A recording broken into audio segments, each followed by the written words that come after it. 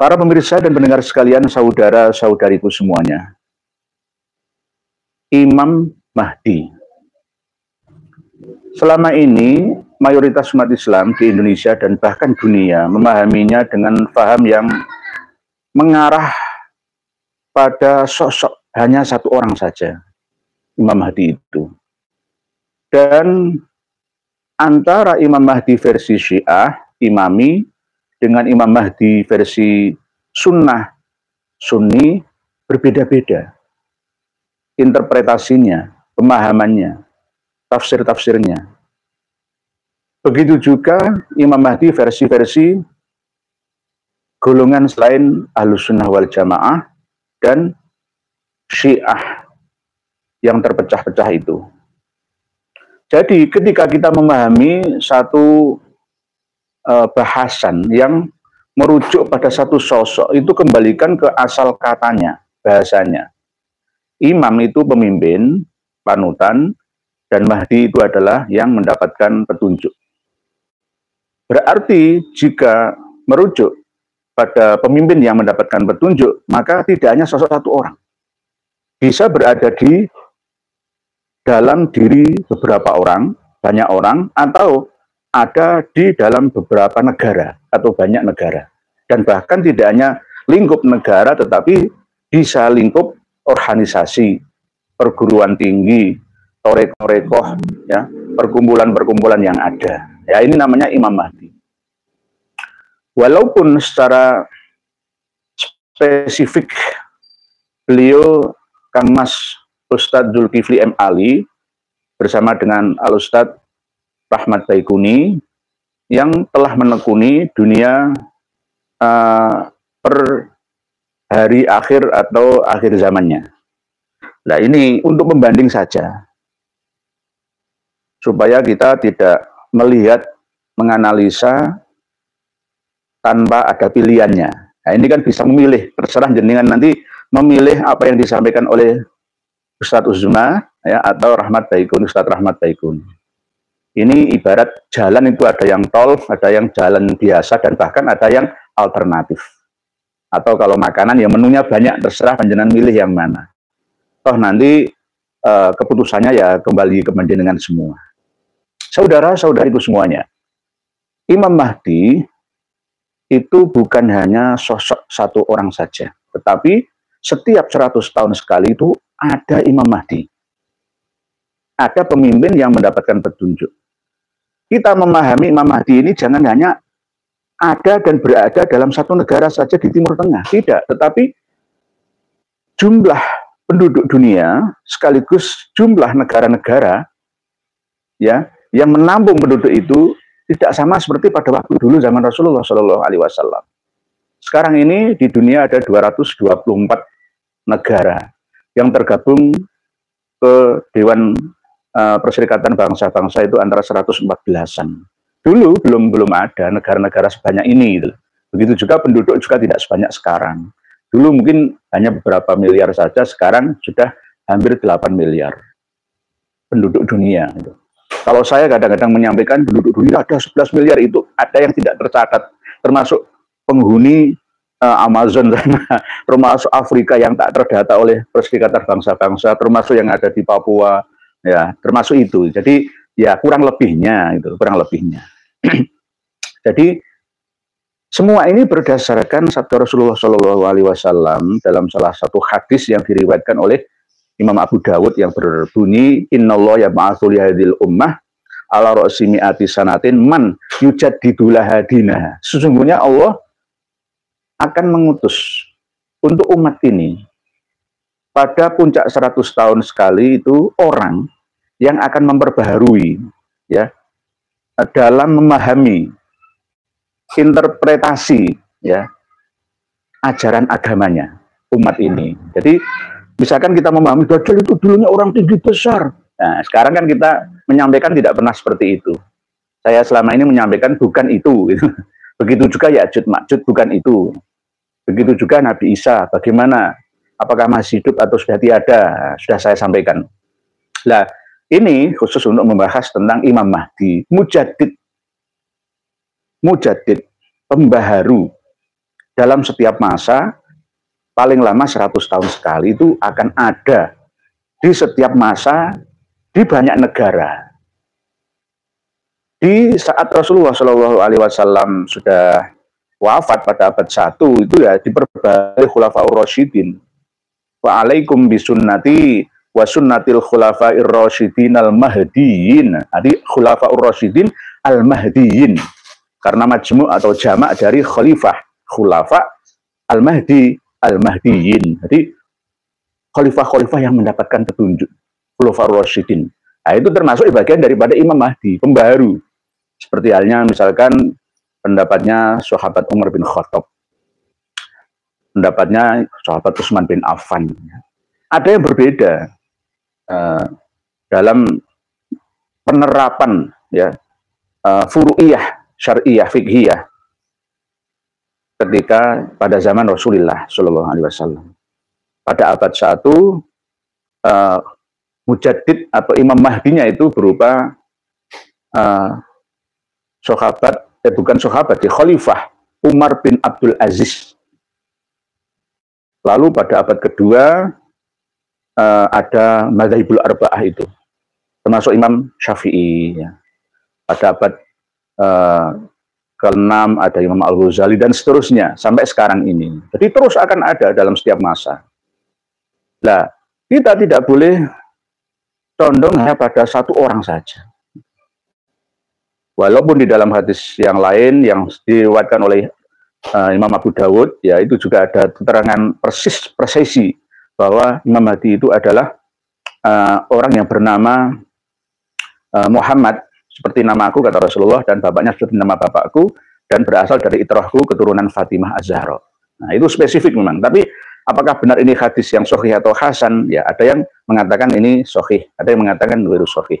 Nah kita ambil intisarinya bahwa kita ada sedikit kesepakatan bahwa Imam Mahdi yang akan dibangkitkan lagi di daerah Timur Tengah itu adalah bagian daripada dzurriyyah Nabi, itrati. Rasulullah bersabda seperti itu.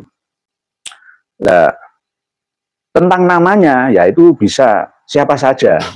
Seperti halnya kalau dulu orang-orang Sunni Wahabi memahami Imam Mahdi tahun 1979 oleh Juhaiman Al-Utaibi, ya Imam Mahdinya ya iparnya sendiri yang bernama Muhammad bin Abdullah Al-Qahtani. Bahkan sempat beliau menyerang Masjidil Haram dan ada ratusan jamaah haji yang terbunuh pada waktu musim haji, tetapi ada yang pulang agak terlambat. Sebenarnya sudah masa-masa pulang selesai wukuf di Arafah itu. Tetapi ada yang masih tersisa dan banyak yang terbunuh juga. Gara-gara pemberontakan Juhaiman, ya, yang memahami bahwa Imam Mahdi itu adalah iparnya sendiri, yaitu Muhammad bin Abdullah Al-Qahtani. Ini pemahaman dia. Nah, sekarang kalau pemahaman Syiah, dulu tahun 317 Hijriah, bersamaan dengan reformasi sekaligus pemberontakan orang-orang negro dari Ethiopia, dari Sudan, dari Tanzania, ya, yang diambil oleh dinasti yang berkuasa Bani Abbasiyah, menjadi budak-budak pekerja-pekerja di sana, dikompor-kompori untuk ikut menggarong, merampok jamaah haji yang berhaji ke Baitullah. Dan akhirnya dibunuhlah puluhan ribu jamaah haji dekat Kufah atau Bahrain sekarang. Dan yang ngerampok itu umat Islam sendiri. Tapi ngomong-ngomong orang negro, sesuai dengan sabda Rasulullah SAW bahwa Ka'bah itu akan rusak pada akhir zaman. Dirusak oleh siapa? Dawis siapa ini? Jadi orang yang memiliki kepala lontos, ya negro itu, ya dari Afrika itu, ya pada zaman dinasti Syiah Koromitoh, sempalan dari Syiah Ismailiyah itu, Abu Thohir Al-Janabi itu. Jadi sudah terjadi 3 abad setelah Rasulullah SAW. Nah, jadi ini beda-beda. Imam Mahdinya beda-beda. Begitu juga Imam Mahdi versi Syiah Imamiyah Itsna Asyariyah. Itu ada Muhammad Al-Mahdi, putranya Imam Hasan Al-Askari, bin Ali Al-Hadi, bin Muhammad Al-Bakir, bin Ali Zainal Abidin Hasan. Di atasnya Imam Hasan, imam yang pertama yaitu Imam Ali karramallahu wajah. 12 di dzurriyyah Rasulullah Shallallahu alaihi wasallam. Yang terakhir yang ditunggu-tunggu sampai sekarang bersembunyi di dalam gua persembunyian bawah tanah Sirdab, ya, sampai sekarang. Dulu masuk ke dalam gua itu tahun 260 Hijriah. Sampai sekarang itu 1185 tahun, belum keluar-keluar. Belum keluar-keluar. Berarti Al-Mahdi Al-Muntazor, ya, seperti yang dicantumkan oleh Al-Mar'ashi dalam kitab Jahu, yang ditahqiq oleh Mahdi Rai, yang kita tuduh sebagai Syi'i, ya, yang memang hanya berdasarkan intuisi, istihad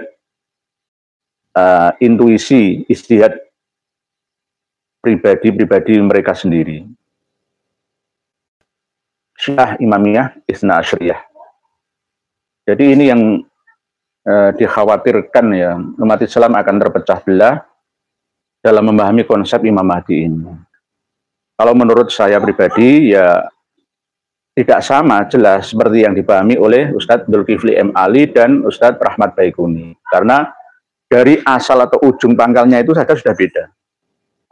Beliau berdua selalu mengatakan bahwa ini akhir zaman, dan sudah tidak akan ada zaman lagi. Ini akan segera hancur, binasa, kiamat lokal, global, internasional. Nah, ini pendapat beliau berdua. Tapi kalau menurut saya tidak seperti itu, masih dinamis. Wallahu a'lam, masih sama dan lama. Hanya berbeda saja dalam satu lokasi, ya. Ketika ada kehancuran di satu negara, di negara yang lain ada pembangunan, ada kematian, ada kelahiran, ada peperangan, ada perdamaian, dan seterusnya dan seterusnya. Ini membuktikan bahwa kita semua ini dituntut untuk berpikiran dan berwawasan luas. Tidak hanya terkungkung pada satu dogma, keyakinan. Karena keyakinan yang berbeda-beda ini, kita tarik ke ranah logika, akal sehat kita. Selama ini yang kita terima informasi tentang Imam Mahdi adalah berdasarkan dogma, dongeng belaka. Seperti kayak film yang tidak masuk akal lah, ini ya, seperti itu. Padahal tidak seperti itu sebenarnya. Ya, ini tergantung lah, ya, tergantung siapa yang memahaminya. Turki Utsmani tahun 1924, ya. Maka tahun 2024, 1 bulan lagi itu mulai bangkitnya umat Islam dunia. Tetapi wallahu a'lam, ya, tergantung umat Islam di negara mana. Umat Islam terpecah menjadi banyak negara, sekarang tidak seperti dulu. Kalau misalkan Imam Mahdi versi pemahaman ala riwayati Imam Abu Dawud, misalkan Muhammad bin Salman, ya, bisa juga Salman, ayahnya Salman siapa? Abdullah. Jadi ya Muhammad bin Abdullah, pangeran Muhammad bin Salman bin Abdullah, atau kakaknya pangeran Salman yang bernama Abdullah. Semua itu saling mendekati informasinya. Kalau di Indonesia, ya akan ada lagi Imam Mahdi versi Indonesia. Ya bisa juga bukan berasal dari para habaib atau yang mengaku sebagai dzurriyyah Nabi saja, ya tidak. Ya bisa berasal dari siapa saja yang memiliki jiwa atau misi visi yang sama. Pemimpin yang mendapat petunjuk itu bisa siapa saja.